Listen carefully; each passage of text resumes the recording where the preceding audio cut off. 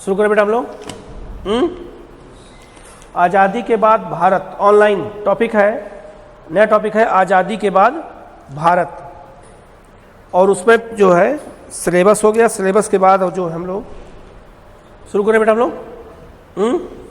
डालो heading cabinet mission योजना। Cabinet mission योजना।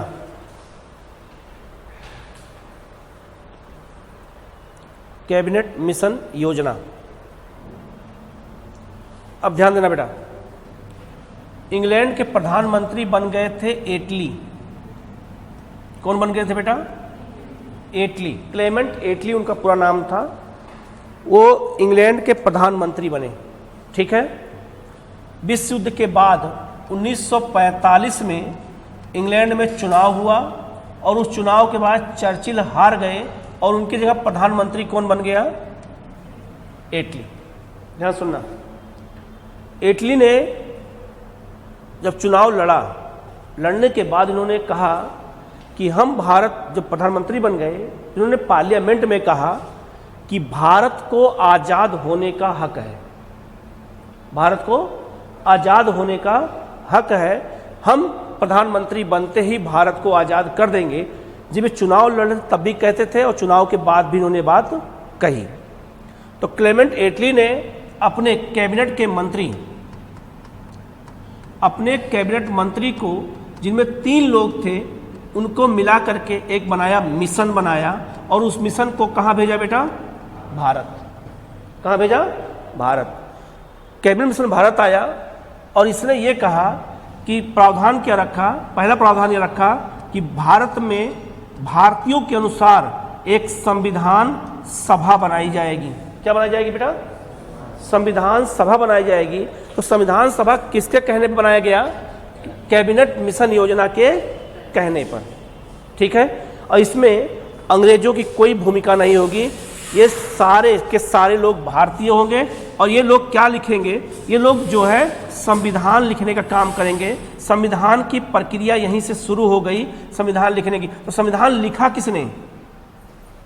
संविधान सभा ने लिखा है। ये बात याद रखना, किसने लिखा है? संविधान सभा। आपसे पूछा जाए संविधान बनाया किसने? संविधान सभा ने। किसके कहने पर? कैबिनेट मिशन योजना के कहने पर शुरू हुआ। प्रावधान इसमें यह किया गया दूसरा कि जब तक संविधान ना बन जाए तब तक 1935 के अधिनियम के तहत एक अंतरिम सरकार बनाई जाएगी और वो अंतरिम सरकार में सारे पद किसके पास होंगे? भारतीयों के पास होंगे। तो एक तरफ कैबिनेट मिशन योजना ने यह कहा कि संविधान सभा बनाई जाएगी जो संविधान लिखेगी, और दूसरी तरफ 1935 के अधिनियम तक, तब तक जब तक संविधान न बन जाए, एक अंतरिम सरकार चलाई जाएगी और ये किसके हाथों में होगी? भारतीयों के। इसी में पीएम किसको बनाया गया? पंडित जवाहरलाल नेहरू को बनाया गया। बात समझ आया? तो कैबिनेट मिशन योजना से ही हम शुरू करेंगे आजादी के बाद भारत का। लिखना जरा,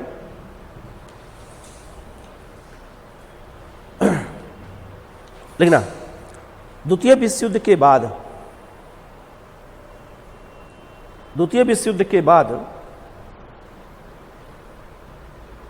ब्रिटेन में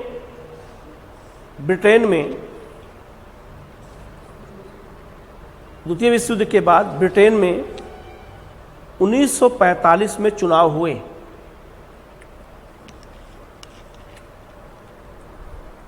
1945 में चुनाव हुए जिसमें क्लीमेंट एटली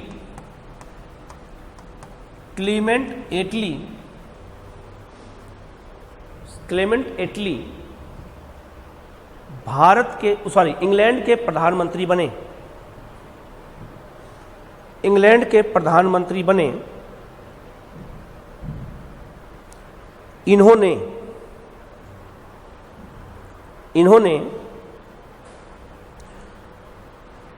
इंग्लैंड की संसद में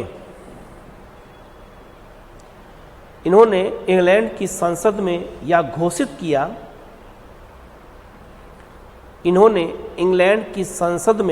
घोषित किया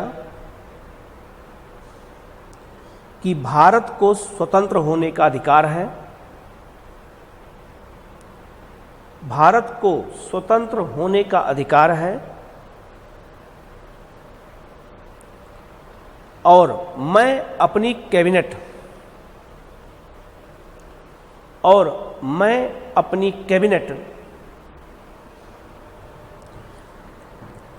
के 3 मंत्रियों को एक मिशन के साथ भारत भेजूंगा,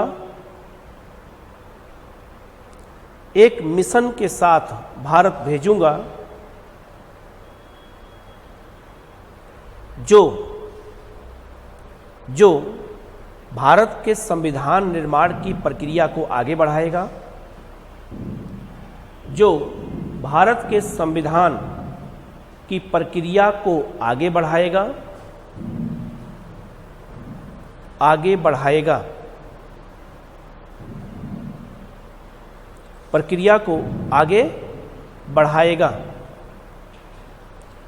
इसी को कैबिनेट मिशन योजना कहते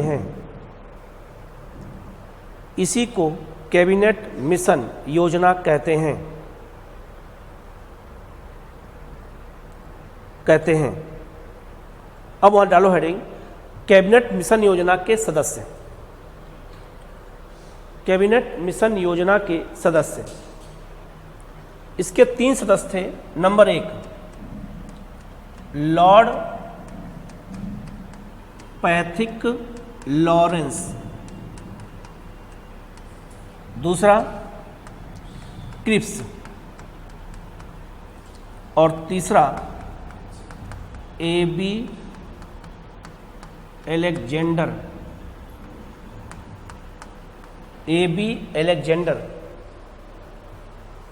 जैसे मैं लिखा हूं ऐसे ही लिखना, AB एलेक्जेंडर।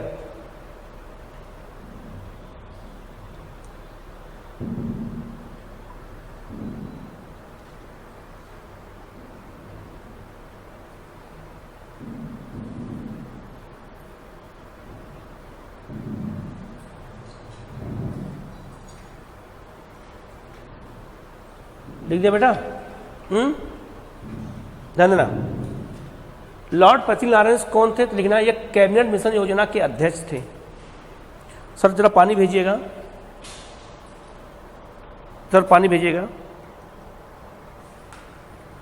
ठीक है। ये कौन थे बेटा?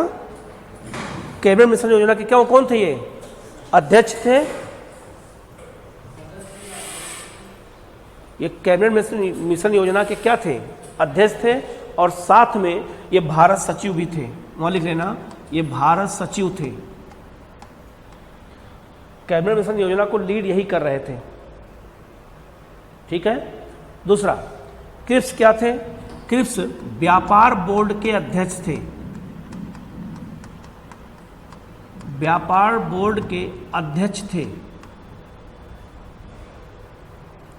और AB एलेक्जेंडर नौसेना मंत्री थे।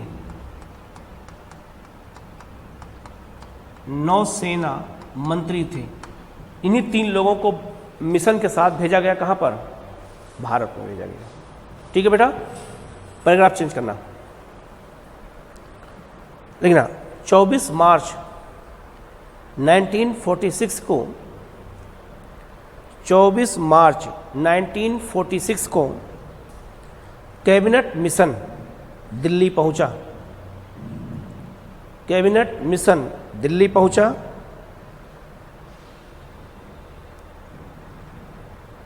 और 16 मई 1946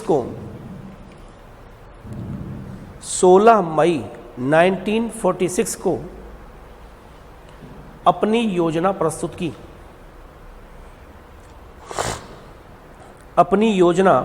की। ठीक है, क्या योजना क्या थी? डालो हेडिंग कैबिनेट मिशन योजना के प्रावधान।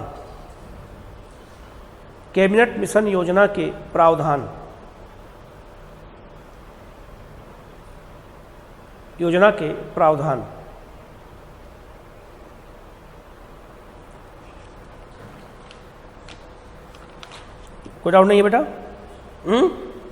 लिखना नंबर 1 पहला पॉइंट लिखना, भारत में एक संविधान सभा बनाई जाएगी। भारत में एक संविधान सभा बनाई जाएगी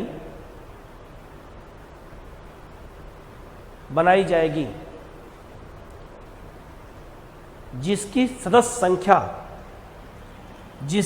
संख्या 389 होगी। 389 होगी और इनके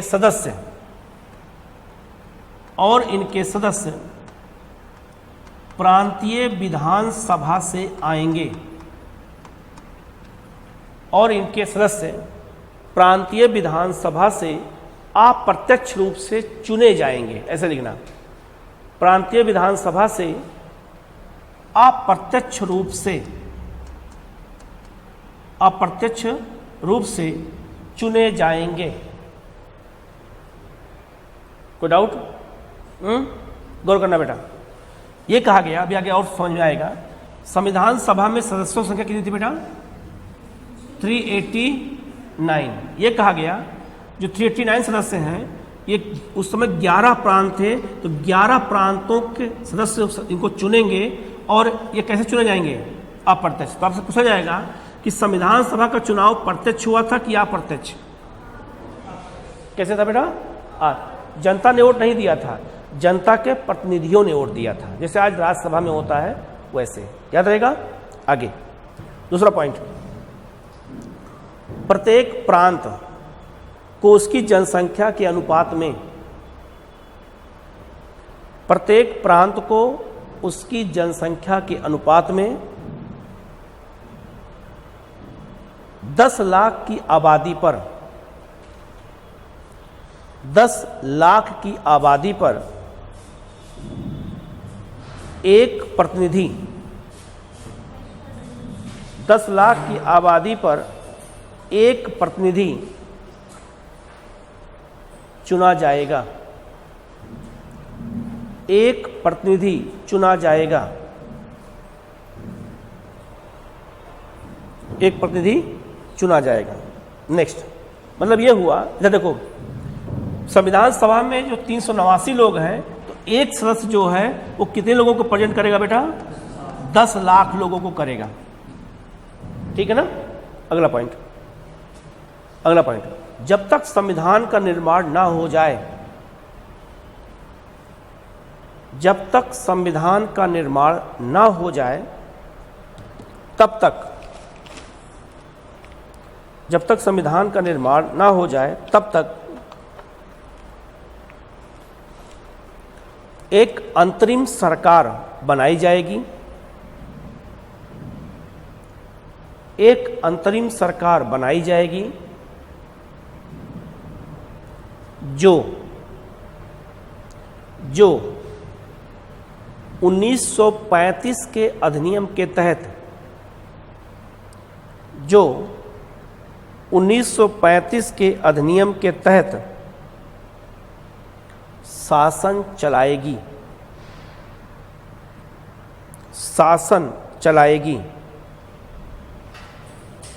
ठीक है? अगला पॉइंट, भारत के प्रांतों को, भारत के प्रांतों को 3 वर्गों में विभाजित किया गया। जैसे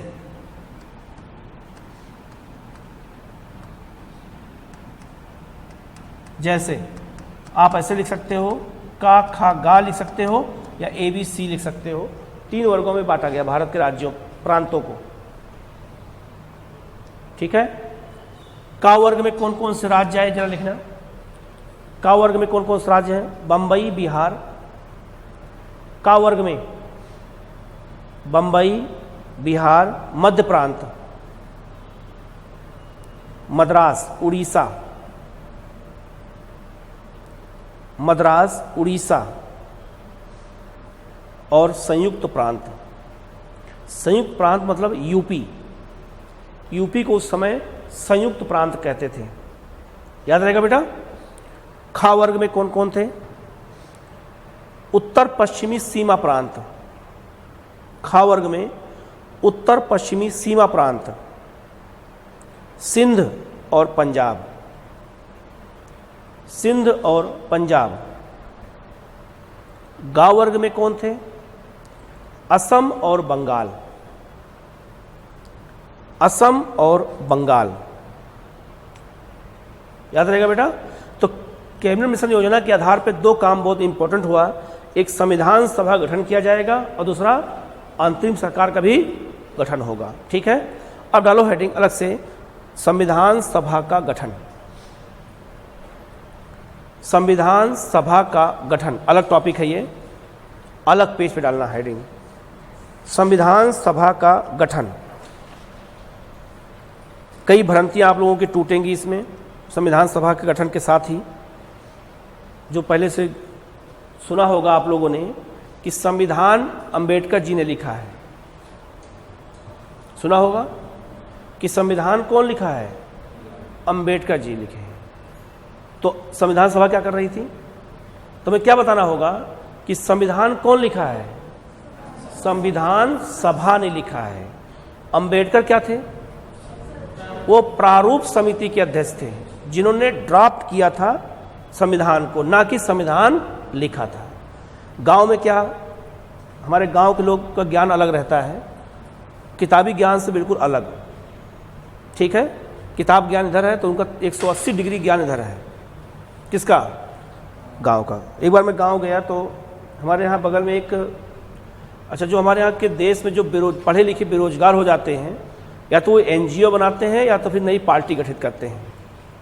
तो उन्होंने एक पार्टी बनाया है, मौलिक अधिकार पार्टी। अभी आप नेट पे सर्च करोगे, मतलब हमारे घर के ठीक सामने उसका मुख्यालय है, छपरे में।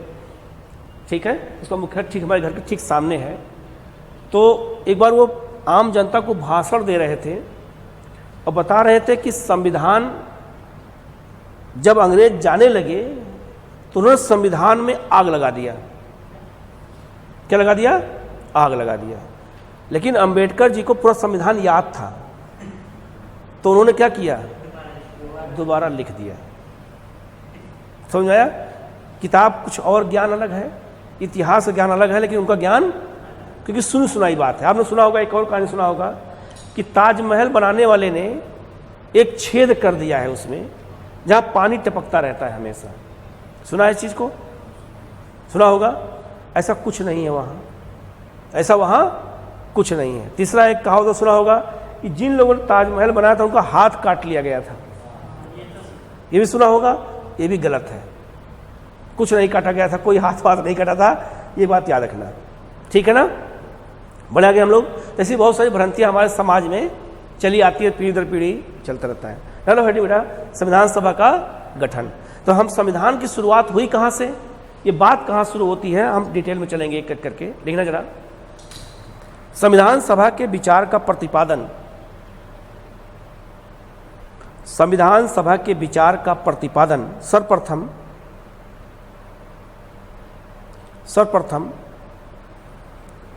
इंग्लैंड के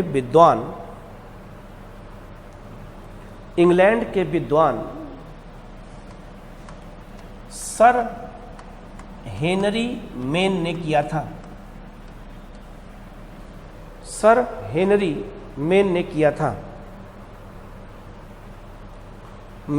था, लेकिन इसको व्यवहारिक रूप में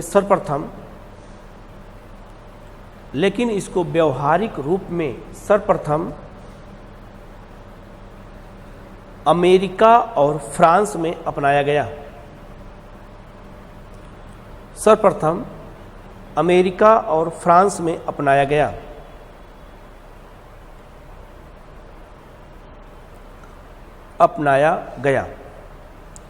भारत में संविधान सभा के सिद्धांत का दर्शन, भारत में संविधान सभा के सिद्धांत का दर्शन सर्वप्रथम बाल गंगाधर तिलक ने, सर्वप्रथम बाल गंगाधर तिलक ने तिलक ने अपने स्वराज विधेयक 1895 में किया था। 1895 में किया था, ठीक है। तो 1895 में पहली बार बेटा स्वराज विधेयक की चर्चा, स्वराज विधेयक लाया था किसने? तिलक ने। उसी में उन्होंने कहा था कि हमें अपने देश के लिए क्या बनाना चाहिए, संविधान, ये बात कही थी। पर चेंज करना। 1922 में गांधी जी ने कहा था, 1922 में गांधी जी ने कहा था कि भारतीय संविधान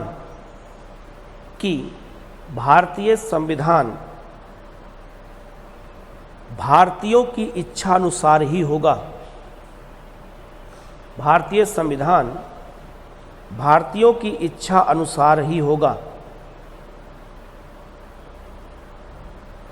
अनुसार ही होगा। 1924 में मोतीलाल नेहरू ने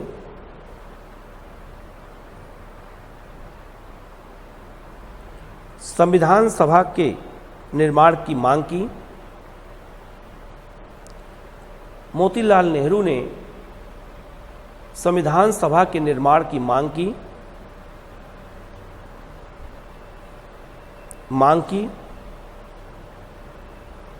निर्माण की मांग की, लेकिन 1939 में जवाहरलाल नेहरू ने इस मांग को लोकप्रिय बना दिया। इस मांग को लोकप्रिय बना दिया।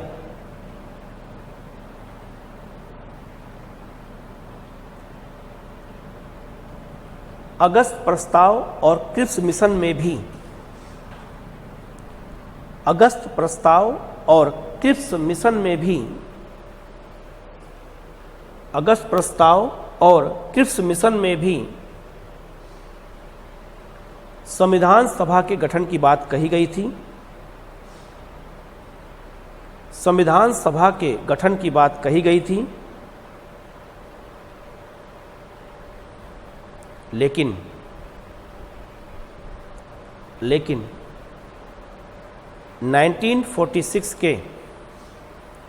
1946 में कैबिनेट मिशन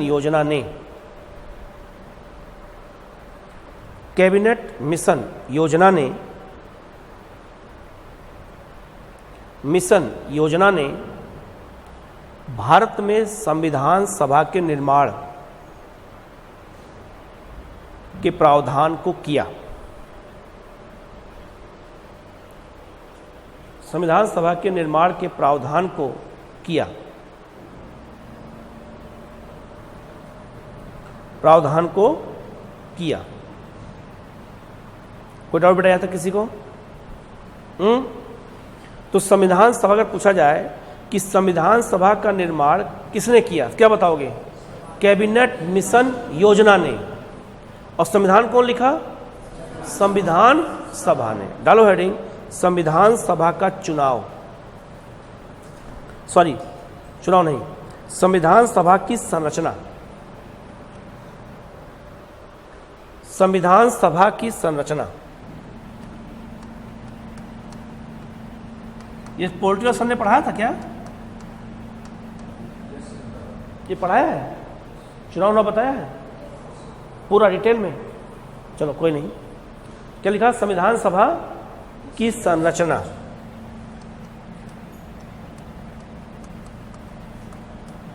इसमें सदस्य कितने थे? 389। ठीक है, इसको 3 भागों में बांटना। 389 सदस्य 3 जगह से आए थे, 3 भागों में बांट देना। ये सब बताया सर ने? ये सब बता दिया है ना? चलो कोई नहीं, लिख लो, दोबारा लिख लो। ठीक। 292 सदस्य कहां से आए थे? ब्रिटिश प्रांतों से। लिख लो।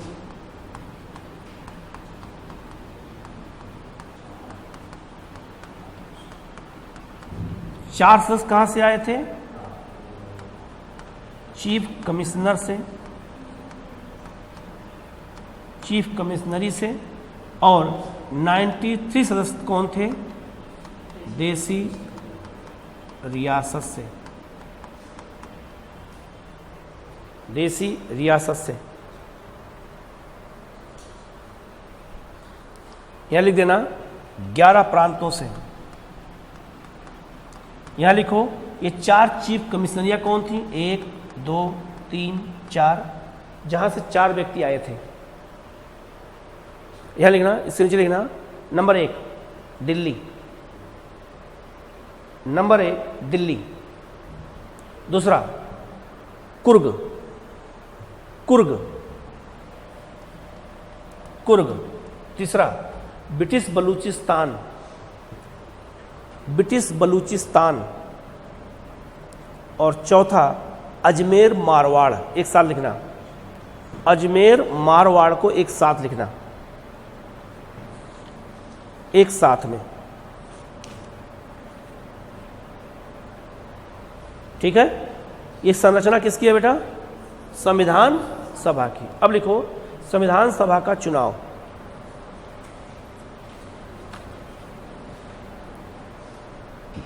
संविधान सभा का चुनाव।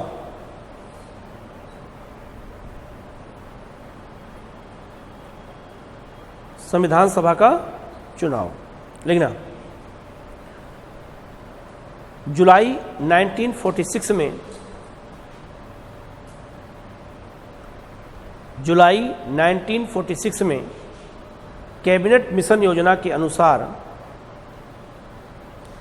कैबिनेट मिशन योजना के अनुसार संविधान सभा के चुनाव हुए। संविधान सभा के चुनाव हुए। इन सदस्यों का चुनाव अप्रत्यक्ष रूप से, इन सदस्यों का चुनाव अप्रत्यक्ष रूप से प्रांतीय विधानसभाओं के सदस्यों द्वारा किया गया। प्रांतीय विधानसभा के सदस्यों द्वारा किया गया, सदस्यों द्वारा किया गया। ये चुनाव 11 प्रांतों, ये चुनाव 11 प्रांतों और 4 चीफ कमिश्नरी के लिए कराए गए। 4 चीफ कमिश्नरी के लिए कराए गए। जबकि 93 सदस्य, जबकि 93 सदस्य मनोनीत किए जाएंगे देसी रियासतों से, मनोनीत किए जाएंगे देसी रियासतों से, मनोनीत किए जाएंगे देसी रियासतों से। अब यहां गौर करने वाली बात यह है, ध्यान सुनना बेटा, अगर आपसे पूछा जाए कि संविधान सभा में का चुनाव कैसा हुआ, क्या बताओगे? अप्रत्यक्ष। दूसरा, चुनाव कितने सीटों पे हुआ है? इधर देखो, कितना बेटा? 292 प्लस कितना? 4, कितना हो गया? 296 का चुनाव हुआ है। कैसा बेटा? अप्रत्यक्ष। और इनका क्या हुआ है? इनका मनोनयन हुआ है, इनका चुनाव नहीं होगा। ये बात याद रखना, ठीक है? डालो हेडिंग चुनाव परिणाम, ऐसे लिखना, बीच में डालना हेडिंग, बीच में संविधान सभा के चुनाव का परिणाम, संविधान सभा के चुनाव का परिणाम।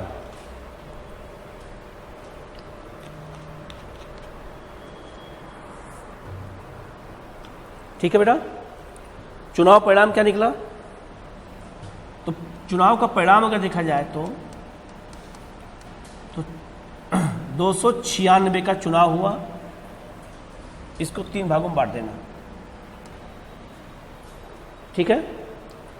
208 सीटें इसमें कांग्रेस जीती, ठीक है। 73 सीटें मुस्लिम लीग जीती, ठीक है। 8 सदस्य निर्दलीय थे, जो किसी भी दल से नहीं थे, और 7 सीटें अन्य पार्टियों ने जीते। अन्य पार्टियों ने जीते। 8 निर्दलीय हैं, जिनका जो किसी दल से नहीं होते, वो क्या कहते हैं? निर्दलीय कहते हैं, ठीक है।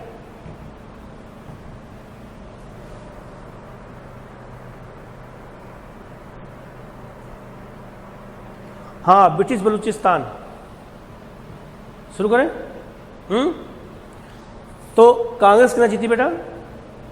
200। यहीं से जब चुनाव परिणाम आया, यहीं से मुस्लिम लीग का दिमाग क्या हो गया? खराब हो गया कि संविधान में बहुमत किसका है? कांग्रेस का। तो उसी अनुसार काम होगा, हमारा इसमें कोई काम नहीं होगा। लेकिन अंतरिम सरकार में भी इनको शामिल किया गया। किसको? मुस्लिम लीग को। तो इन लोगों ने निर्णय लिया कि इतनी बाधा डालो, इतना प्रॉब्लम क्रिएट करो कि अंत में कांग्रेस ही जो है मान जाए, किसके लिए? अलग पाकिस्तान के लिए। तो वही काम हुआ भी, ठीक है। तो इनका एक ही मकसद था, काम नहीं करने देना है, न संविधान सभा में और न ही कहाँ पर? अंतरिम सरकार में।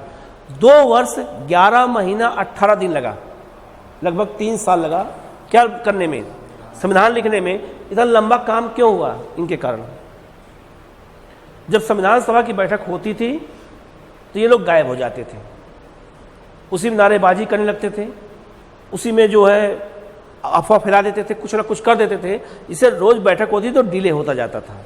क्योंकि जब संविधान बनाया गया तो एक एक आर्टिकल पर डिस्कशन हुआ है। अगर मान लीजिए हमने रखा आर्टिकल 14, क्या है 14?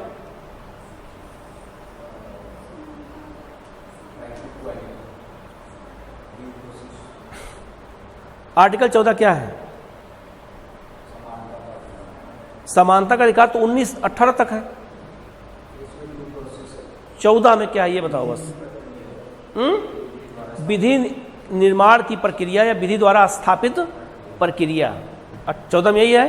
तो क्यों है? इस पर डिस्कशन हुआ है 2 दिन तक संविधान सभा में, तब एक एक प्रावधान को रखा गया है। बात समझ आया? धर्म की स्वतंत्रता किसको दी जाए, किसको न दी जाए, क्या किया जाए। तो जो संविधान बनाया गया, एक एक आर्टिकल को लेकर के डिस्कशन हुआ है। जब डिस्कशन की बात आती थी तो सबसे अधिक बाधा कौन पहुंचाता था? क्योंकि इनका एक ही मकसद था कि संविधान न लिखने दो, सरकार न चलने दो, और देश में दंगा कराओ, जिससे कांग्रेस यहाँ परेशान रहे। और पूरे देश में जब हम दंगा कराएंगे तो हमें मैसेज देंगे ब्रिटिश सरकार को कि तुम छोड़ के जा रहे हो, देख लो हिंदू और मुसलमान साथ नहीं रह सकते। और बीज कहाँ बोया गया था? मैंने बताया था 1909 के अधिनियम में, जब मुसलमानों को पृथक निर्वाचन दे दिया गया। यहीं से दिमाग किसका खराब हो गया? मुस्लिम लीग का, कि जब हमको इतने कम समय में ये मिल सकता है तो देश क्यों नहीं मिल सकता है। बात समझा? और हमेशा चाहते थे कि जब भी देश आज़ाद हो 2 राष्ट्र हो, एक भारत एक पाकिस्तान, मुसलमानों का अलग देश हो, हिंदुओं का अलग देश हो, ठीक है। जब तुमने पहले ही विभाजन करने की बात किया तो आज हिंदू मुसलमान क्यों लड़ रहे हैं? यही कारण है, क्योंकि धर्म के आधार पर तुमने देश ले लिया। अब समाज में ये मैसेज गया कि हिंदू का देश कौन है? भारत, और मुसलमानों का देश कौन है? पाकिस्तान, क्योंकि धर्म के आधार पर बंटवारा हुआ है। तो जो मुस्लिम यहाँ रुक गए, क्यों रुके? वो गांधी और नेहरू के कहने पर। देखिए, जिसको नहीं जाना है ना जाए। जिन्ना ने भी यही बात कहा था कि जो हिंदू नहीं जाना चाहते हैं पंजाबी, वो पाकिस्तान में रह सकते हैं। तो पाकिस्तान में रुक गए। आज उनके साथ अत्याचार हो रहा है। तो पाकिस्तान में जब देश आज़ाद हुआ तो 30% हिंदू थे, आज कितना परसेंट हो गए? तो या तो इस्लाम धर्म अपना लिया या तो कर लिया। बांग्लादेश में, जो पूर्वी पाकिस्तान था उस समय, बांग्लादेश में जो हिंदुओं की संख्या थी वो 44% थी, आज घट के कितना हो गई? 14% हो गई। बात समझे? हमारे देश में जब देश बंटवारा हुआ था तो मुस्लिम 6%, आज कितना है 18%। बात समझ आया? अब इस आधार पर अगर कोई कहे कि मुसलमानों के साथ अत्याचार हमारे देश में हो रहा है तो या तो वो जानकारी नहीं है उसको, ठीक है। हमारे देश में चाहे हिंदू हो चाहे मुसलमान हो, अगर वो कहीं व्यापार कर रहा है तो कोई उस पर किसी प्रकार का रोक नहीं है, टोक नहीं है, जो चाहे वो कर सकता है। ऐसा है कि नहीं है? कुछ लोग अराजक तत्व हिंदुओं में भी हैं, कुछ मुसलमानों में भी हैं जो भड़काते रहते हैं, इसलिए हिंदू मुसलमान हमारे यहाँ क्या कर रहे हैं, लड़ रहे हैं। यानी ना ये 7 पार्टियां और कौन कौन सी, ये भी पूछा जाता है एग्जाम में कि 7 अन्य पार्टियां कौन थी जो संविधान सभा में शामिल हुई। तो मुस्लिम लीग और कांग्रेस के अलावा 7 पार्टी और भी थी। कौन कौन सी लिखना? नंबर 1 सिख, पहला पॉइंट सिख पार्टी, यहां इसमें 7 में नंबर 1 सिख पार्टी 1 सदस्य थे। साम्यवादी पार्टी के 1 सदस्य थे। सिख पार्टी के 1 सदस्य, साम्यवादी पार्टी के 1 सदस्य। साम्यवादी लिखो, उसके सामने डैश करके 1 लिख दो, बस लिख दिया। नेक्स्ट यूनिनिस्ट पार्टी, यूनिनिस्ट पार्टी 1 सदस्य। यूनिनिस्ट मुस्लिम पार्टी 1 सदस्य। अनुसूचित जाति पार्टी 1 सदस्य।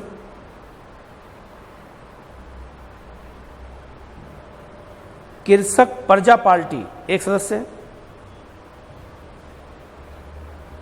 कृषक प्रजा पार्टी और अनुसूचित जाति संघ से 1 सदस्य। अनुसूचित जाति संघ से भी 1 सदस्य थे। 1 सदस्य यहां से भी थे, ठीक है बेटा। तो निर्दलीय कितने थे? 8। अब मुझे क्वेश्चन पूछा गया है आईएएस में कि संविधान सभा एक दलीय थी कि बहुदलीय? बहुदलीय थी। क्यों? क्योंकि उसमें कितने दल थे टोटल? पूछा जाए एग्जाम में कि संविधान सभा में कितने दल थे। सामने लिखा है फिर भी कह रहे हो नहीं बता पा रहे हो। इतनी मार मारेंगे ना। 7 पार्टी यहां है, एक ये है, एक ये है, कितनी पार्टी हो गई? नकल करना भी नहीं आता तुम लोगों को। 7 वो और 2 ये, कितनी पार्टियां हो गई? तो संविधान सभा में कितनी पार्टियां थी? 9 पार्टी थी और 8 कौन थे? निर्दलीय थे। याद रहेगा, लिखना। पैराग्राफ चेंज करना। संविधान सभा एक बहुदलीय निकाय थी या संस्था थी। संविधान सभा एक बहुदलीय संस्था थी। डॉक्टर भीमराव अंबेडकर, 1 मिनट यहां रोकेंगे आपको हम।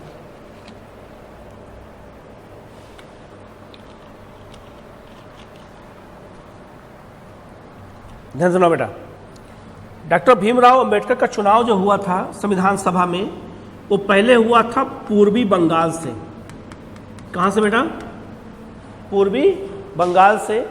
लेकिन जब पूर्वी बंगाल चला गया किसमें? पाकिस्तान में, तो इनका चुनाव हुआ बंबई से। बंबई में पूना सीट से चुनाव हुआ। किसका? BR अंबेडकर का। लिखना, गेट खोलना। ये वाला भी क्लास जल्दी बंद कराएंगे ये लोग।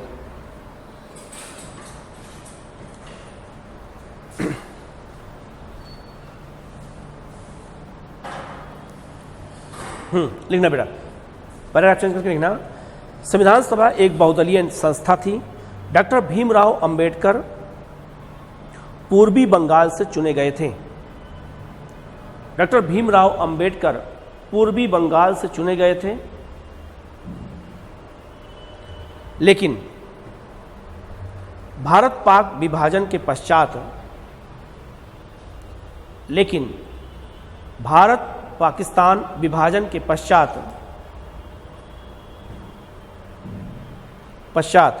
पूर्वी बंगाल पाकिस्तान में चला गया। पूर्वी बंगाल पाकिस्तान में चला गया, अतः अंबेडकर को संविधान सभा में शामिल करने के लिए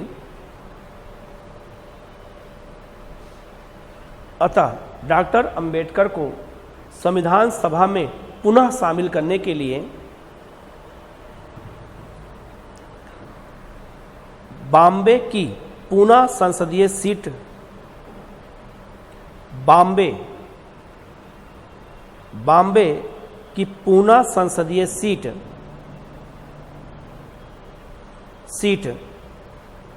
से कांग्रेस के नेता M.R. जयकर ने इस्तीफा दिया। M.R. जयकर ने इस्तीफा दिया और उपचुनाव के द्वारा अंबेडकर को पुनः संविधान सभा में शामिल किया गया। पुनः संविधान सभा में शामिल किया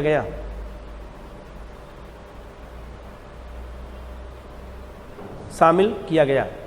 अब आपसे पूछा जाएगा कि अंबेडकर का चुनाव पहले कहां से हुआ था? पूर्वी बंगाल से। फिर कहां से हुआ? बॉम्बे में। किसके त्यागपत्र पे आए थे? किसे त्यागपत्र दिया? जयकर ने त्यागपत्र दिया, तो उसके स्थान में किसकी?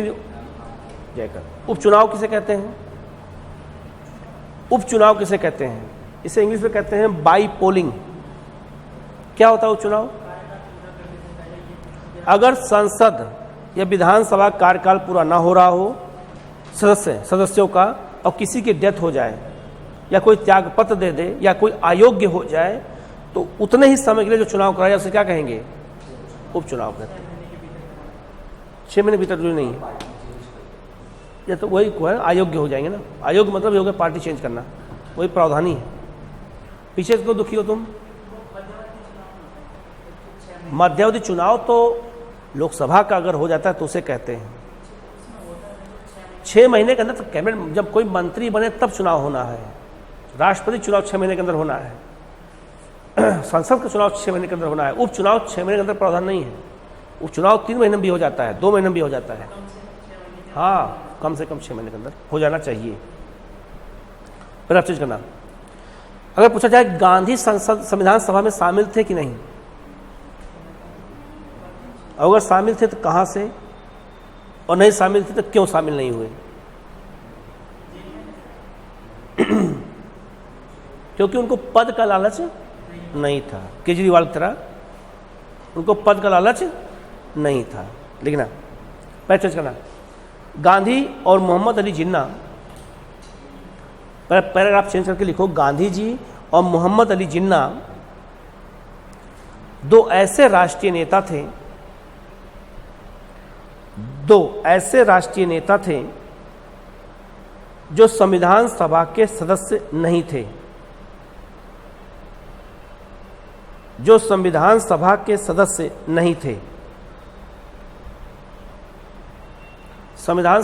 सदस्य नहीं थे। संविधान सभा में अपनी स्थिति कमजोर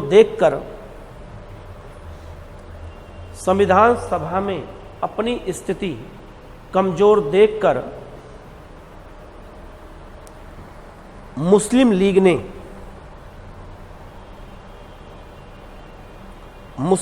ने अलग संविधान सभा की मांग की। अलग संविधान सभा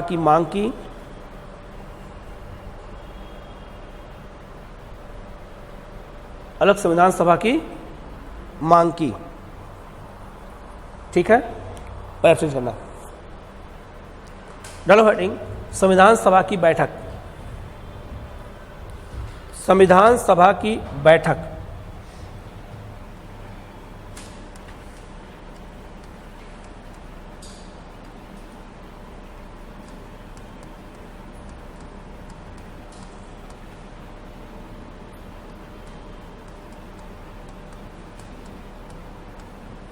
संविधान सभा की बैठक में 3 डेट याद रखना है आपको, ठीक है।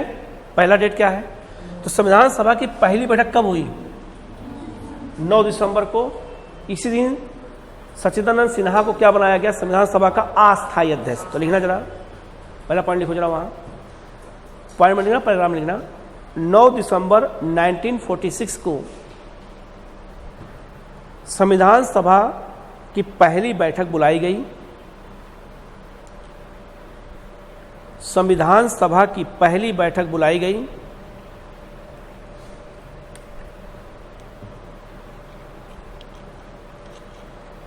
जिसमें मुस्लिम लीग शामिल नहीं हुई।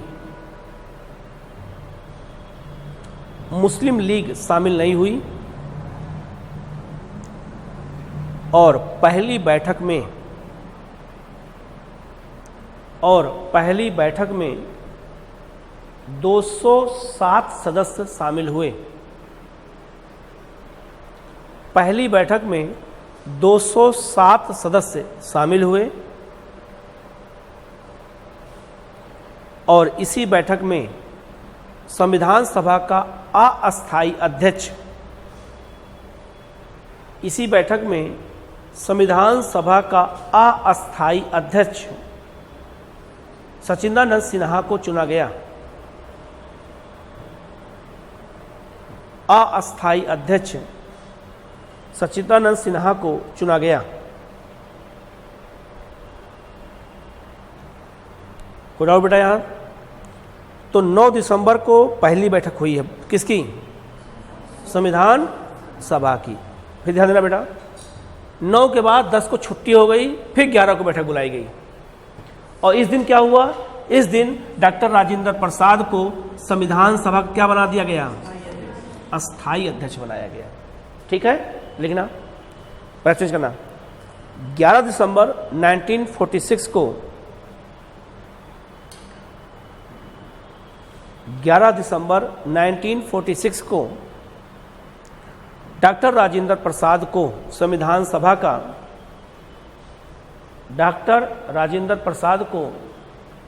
सभा का अस्थायी अध्यक्ष चुना गया। अस्थायी अध्यक्ष चुना गया।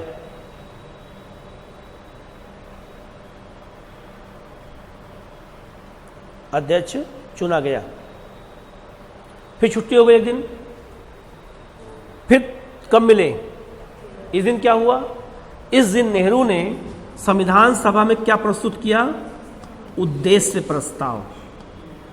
जो प्रस्ताव जिसको हम कहते हैं प्रस्तावना कहते हैं, उद्देशिका कहते हैं, ये कौन प्रस्तुत किया? नेहरू ने संविधान सभा में। कब? फिर लिखना आगे लिखना, 13 दिसंबर 1946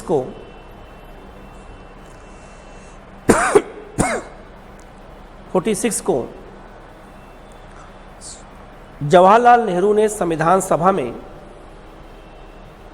उद्देश्य प्रस्ताव प्रस्तुत किया।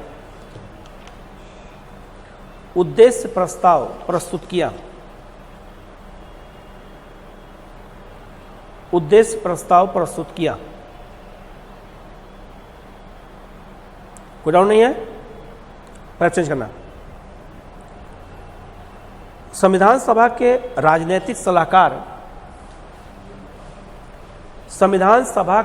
राजनीतिक सलाहकार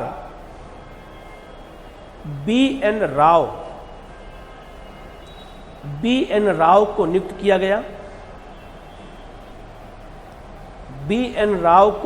गया। अब गौर करना बेटा, आपसे पूछा जाए कि संवैधानिक सलाहकार कौन था? B N Rao. तो बी एन राव 30 देशों का भ्रमण किए थे और जिन देशों की अच्छी चीज थी उसको संविधान में शामिल करने का प्रावधान किया था। जब आप पॉलिटी में पढ़े होंगे, सर ने पढ़ाया होगा कि संविधान के स्रोत अलग अलग हैं। इसे मौलिक अधिकार कहाँ से लिया गया? अमेरिका से। तो अमेरिका जो जिन देशों में जो जो अच्छा था उसको हमने क्या किया? एक्सेप्ट किया। याद रहेगा? तो लगभग 30 देशों का भ्रमण किसने किया था? बी एन राव ने। आगे लिखना।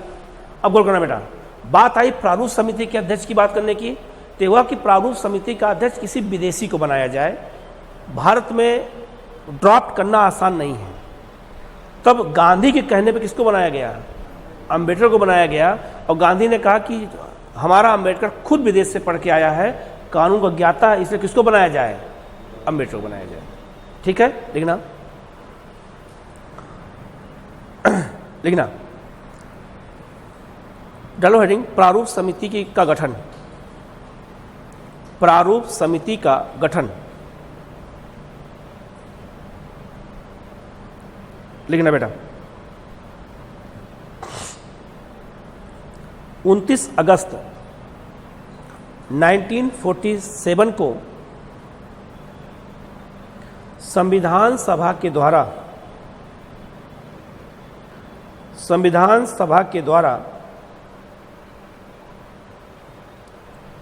एक संकल्प पारित करके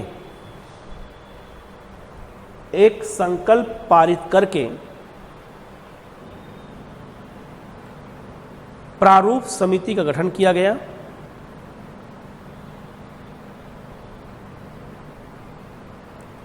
और इस समिति का अध्यक्ष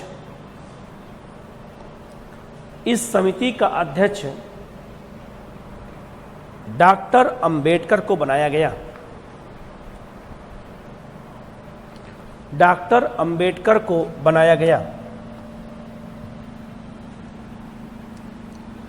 इस समिति में कुल 7 सदस्य थे। इस समिति में कुल 7 सदस्य थे जो निम्नलिखित हैं।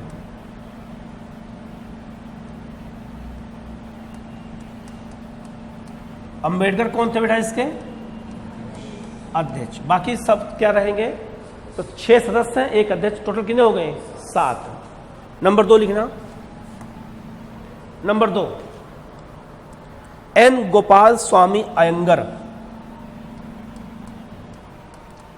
एन गोपाल स्वामी अयंगर।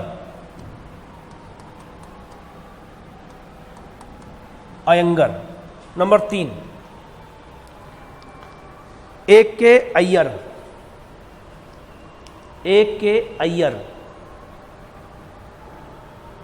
ए कृष्णा अय्यर उनका नाम था। ए Krishna Iyer.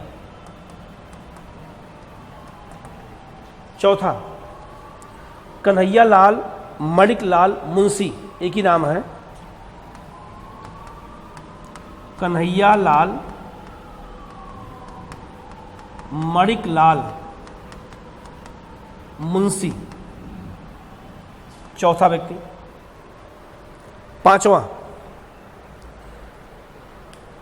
A M Madhav, sorry बेटा, ए एम माधव। और नेक्स्ट है आपका टी कृष्णामंचारी। टी कृष्णामंचारी। 6 हो गए। और 7वां लिखना सैयद मोहम्मद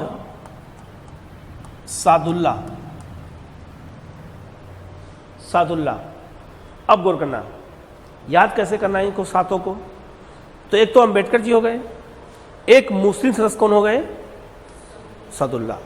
5 हिंदू हैं, इनको याद करना आसान नहीं होगा। इसका ट्रिक क्या है? ट्रिक खोजा है मैंने अपने से कि पांचों लोग नाम में भगवान कृष्ण का नाम जुड़ा हुआ है। ठीक, गोपाल, कृष्णा, कन्हैया, माधव, कृष्ण। ठीक है, इसी बहाने क्या हो जाएगा? वो याद हो जाएगा। ठीक है ना? तो इसको बहुत दिन तक याद किया मैंने, शुरू में तो याद नहीं हो रहा था। एक दिन मैं रेलवे में जा रहा था, ट्रिक खोजा मैंने, फिर हमने कहा अरे ये तो सबसे अच्छा ट्रिक है। ठीक है, तो ये बात याद रखना। कोई डाउट देखो यहाँ तक बेटा, किसी को ऑनलाइन कोई डाउट है तो किसी को देखो एक बार। यहाँ संसद में और क्या, जो हमारी संसद है वो कब बनी थी आपको नहीं पता था क्या? मुझे पता तो था 1929 में लॉर्ड इरविंग समय में संसद भी बनी थी, राष्ट्रपति भवन भी बना था। ठीक है, तो उसी में बैठक होती थी, तभी उसका नाम क्या रखा गया है, संविधान सभा। उसका नाम क्या रखा है, संविधान सभा रखा गया है ना। देखो तो कोई डाउट किसी को, देख लो एक बार।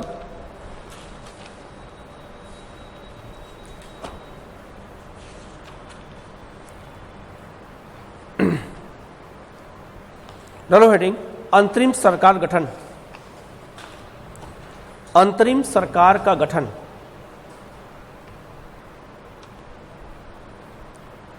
अंतरिम सरकार का गठन लिखना। कैबिनेट मिशन योजना के तहत, कैबिनेट मिशन, अब देखो ध्यान देना बेटा, एक तरफ संविधान सभा क्या लिख रही है, संविधान, और देश का शासन चलाने के लिए क्या बनाया गया, अंतरिम सरकार। तो लिखना कैबिनेट मिशन योजना के तहत 24 अगस्त 1946 को प्रथम अंतरिम सरकार की घोषणा की गई। इस सरकार के अध्यक्ष लॉर्ड माउंटबेटन थे। इस सरकार के अध्यक्ष लॉर्ड माउंटबेटन थे और उपाध्यक्ष नेहरू जी थे। उपाध्यक्ष नेहरू जी थे।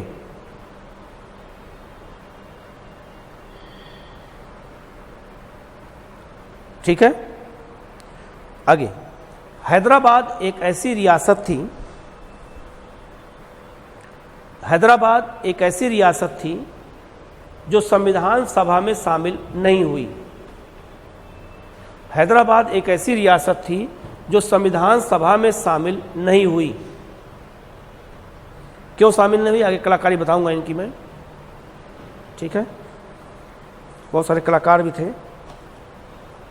एक तरफ लिखो बेटा, एक टेबल बना लो, एक तरफ लिखो व्यक्ति, एक तरफ लिखो मंत्री, या मंत्री लिख सकते हो या कार्य लिख सकते हो कि किस कार्य के लिए बनाए गए थे। एक तरफ व्यक्ति, एक तरफ जो है कार्य। ठीक है, लिख दिया बेटा। चलिए नंबर 1, लॉर्ड माउंटबेटन। ये कौन थे, वहां लिखना अंतरिम सरकार के अध्यक्ष। लॉर्ड माउंटबेटन अंतरिम सरकार के अध्यक्ष थे। अंतरिम सरकार के अध्यक्ष। दूसरा, पंडित जवाहरलाल नेहरू। पंडित जवाहरलाल नेहरू अंतरिम सरकार के उपाध्यक्ष, ब्रैकेट में प्रधानमंत्री भी थे, विदेश मंत्री भी यही थे। सब लिखना, प्रधानमंत्री भी, विदेश मंत्री भी यही थे। याद रहेगा। तीसरा, वल्लभ भाई पटेल। वल्लभ भाई पटेल ये गृह मंत्री थे। सूचना प्रसारण मंत्री भी यही थे। गृह मंत्री और सूचना प्रसारण मंत्री भी यही थे। Next, John Mathai. John Mathai ये उद्योग मंत्री थे। जॉन मथाई उद्योग मंत्री थे। नेक्स्ट, बलदेव सिंह रक्षा मंत्री। बलदेव सिंह रक्षा मंत्री।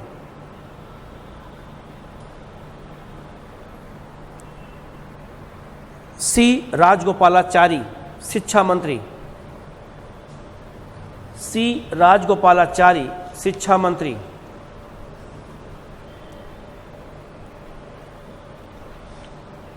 C M Bhabha. C M Bhabha. C M Bhabha खनन और बंदरगाह मंत्री। खनन और बंदरगाह मंत्री राजेंद्र प्रसाद। कृषि मंत्री राजेंद्र प्रसाद, कृषि मंत्री।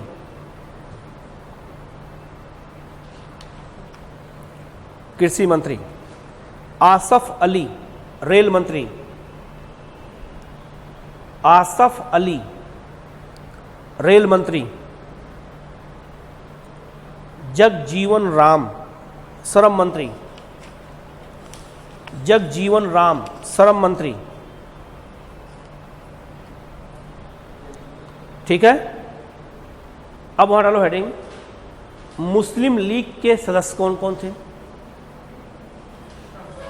अब लिखो मुस्लिम लीग के सदस्य अंतरिम सरकार में, अलग से इनको लिखवाऊंगा जिससे याद रहे, पूछा जाता है एग्जाम में। मुस्लिम लीग के सदस्य अंतरिम सरकार में कौन कौन थे। नंबर 1, लियाकत अली खान, वित्त मंत्री।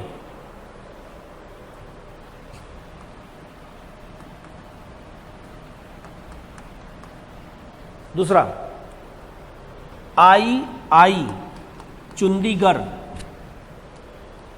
आई चुंडीगढ़, ये वाणिज्य मंत्री थे, वाणिज्य और व्यापार मंत्री। अब्दुल रब निस्तार, अब्दुल रब निस्तार संचार मंत्री थे, संचार मंत्री। जोगेंद्र नाथ मंडल, जोगेंद्र नाथ मंडल, ये कानून मंत्री थे।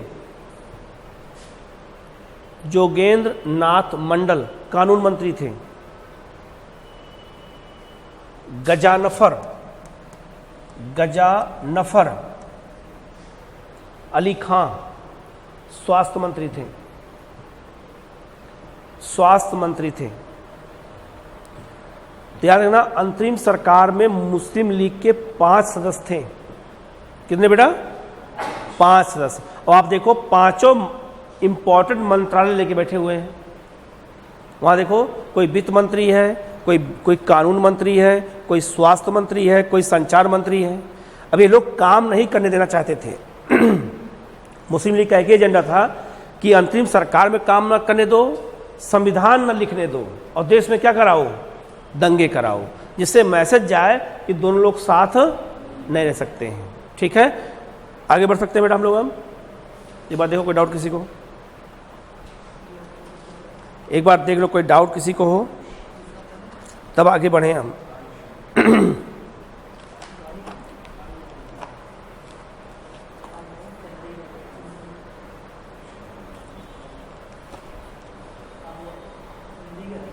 चुंडीगढ़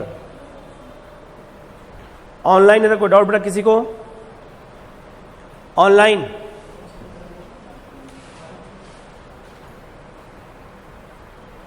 ऑनलाइन जल्दी बताओ। डालो हटी बेटा, भारत का विभाजन और उसका परिणाम। भारत का विभाजन और उसका परिणाम।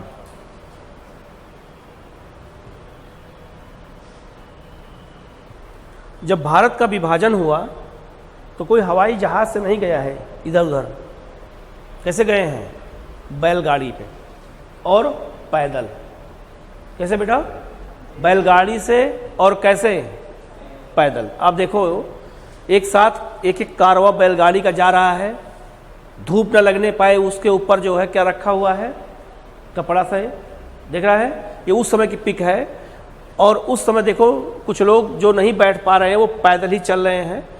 ड्राइवर बार बार चेंज होता रहेगा। किसका? बैलगाड़ी का। चलना कहाँ से इनको? ये है, मान लो उत्तर प्रदेश से है, इनको जाना है पंजाब, पाकिस्तान वाले क्षेत्र में। और पंजाब के हिंदुओं को कहाँ आना है? उत्तर प्रदेश में। बात समझा? तो जब दोनों लोग मिलते थे तो दोनों में गुस्सा आ जाती थी देख करके। तो रास्ते में ही मारकाट शुरू हो जाती थी। पहला के साथ चुनौती थी, ये लोग वहां से यहां आएंगे, बीच बीच में खाना खाएंगे, तो खाना कौन देगा? कोई एनजीओ तो है नहीं, कोई ब्रेड लेग पीस बैठे हुए देने के लिए। ये खुद अपना अनाज लेके आ रहे, खाना बनाएंगे, साथ में खाएंगे।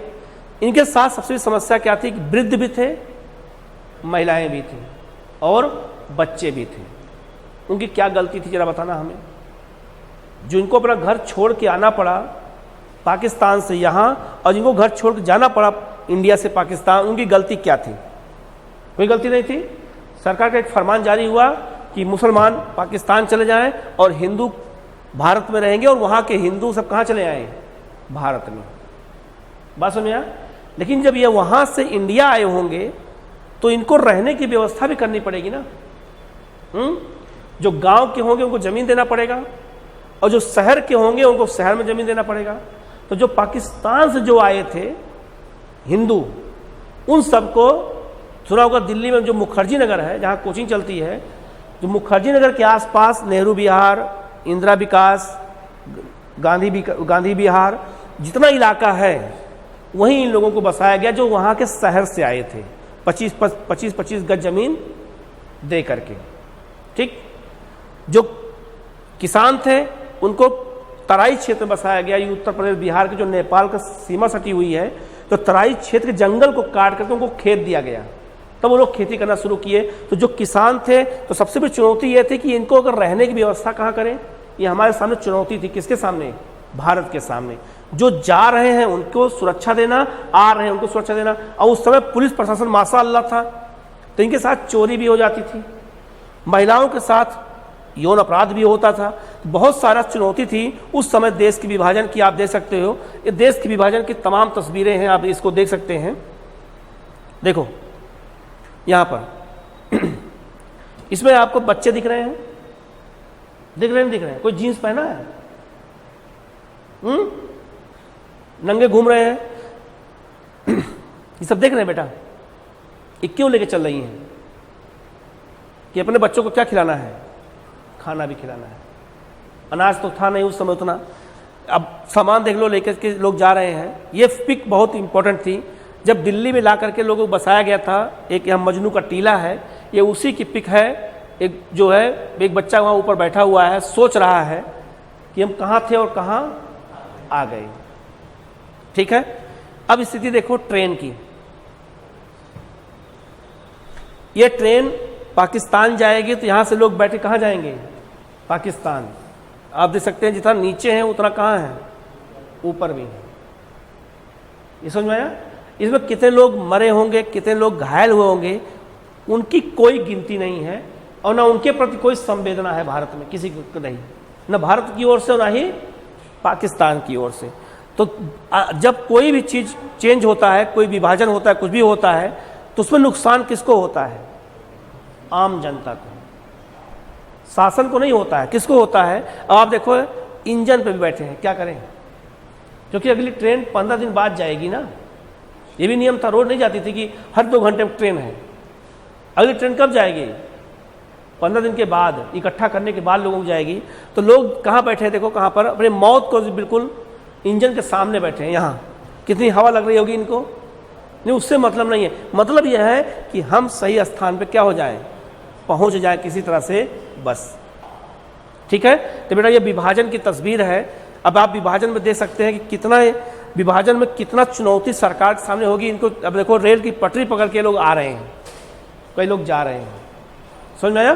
तो विभाजन का कोई जो है वो नहीं था, बस लोगों ने दो नेताओं के चक्कर में ये विभाजन हुआ। और उस विभाजन में आप देखो यहाँ पर, ये देखो जब बंटवारा हुआ, जब विभाजन हुआ था, तो ये लोग आपस में लड़ते भी थे। ठीक है, एक दूसरे को देख के, जब हिंदू मुसलमान देखते थे तो एक दूसरे को देख के लड़ते भी थे। उसी चीज़ को यहाँ पे दिखाया गया अलग अलग पिक में, तो देख करके खुद लगेगा कि जो है कितना भयानक दृश्य उस समय था विभाजन का। लेकिन विभाजन कैसे हुआ, क्या हुआ, इन सबको हमें डिटेल में पढ़ना है, क्या परिणाम निकल के आया। अब आप देखो घंटों लोग इंतजार कर रहे हैं बॉर्डर खुलने का, कि बॉर्डर खुले तो हम पाकिस्तान जाएं, हम इंडिया आएँ। और इंडिया में अगर आए तो कहाँ रहें, कुछ पता ही नहीं। तो सरकार को इस सब में चुनौती थी सरकार सामने कि जो आ रहे हैं उनको पहले खाना दो, उनको रहने का कपड़ा दो, पहनने कपड़ा दो, रहने का स्थान दो। कैंप बनाए गए थे, बड़े बड़े कैंप दिल्ली में। उन्हीं कैंपों में बाद में धीरे धीरे सबको जब जमीन अलॉट किया गया, जमीन अलॉट करने में 10 साल लग गया लोगों को। 10 साल कहाँ तक थे वो? कैंप में ही बैठे रह गए। 10 साल बाद लोगों को घर मिला दिल्ली में, कहीं कहीं जहाँ भी घर मिला तब जाके लोग रहना शुरू किए। ठीक है, तो जो विभाजन से आए हैं पाकिस्तान से यहाँ, उनसे दर्द पूछो, बताएंगे कि हमने कितने लोगों को खोया है, लेकिन उसका एहसास किसी को नहीं। लिखो बेटा, लिखना, डालो हेडिंग। क्या डालो हेडिंग? भारत का विभाजन और उसका परिणाम। ये अलग टॉपिक है, ये अलग टॉपिक है। ठीक है, लिखना, लॉर्ड माउंटबेटन, लॉर्ड माउंटबेटन की योजना के अनुसार भारत को आज़ादी मिली, भारत को आज़ादी मिली और साथ में भारत का विभाजन, और साथ में भारत का विभाजन,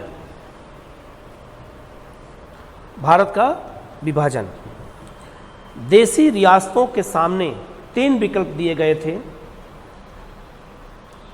देशी रियासतों के सामने 3 विकल्प दिए गए थे। या तो वो भारत में शामिल हो जाएं, या पाकिस्तान में, या फिर अपने को स्वतंत्र रखें, या फिर अपने को स्वतंत्र रखें, स्वतंत्र रखें।